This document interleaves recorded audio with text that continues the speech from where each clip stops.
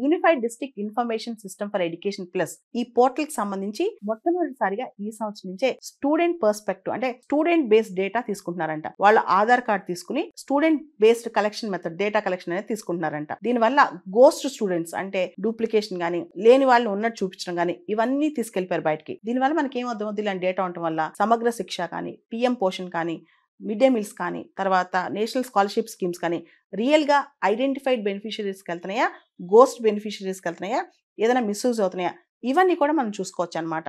తరగతుల వారీగా స్కూల్స్ వారీగా డేటా కలెక్ట్ చేసే కంటే స్టూడెంట్స్ ప్రకారం అంటే స్టూడెంట్ పర్స్పెక్టివ్ లో ఇండివిజువల్ పర్స్పెక్టివ్ లో డేటా కలెక్ట్ చేసుకుంటే కనుక వాళ్ళ అకాడమిక్ కెరీర్ మొత్తం ట్రాక్ చేయొచ్చు.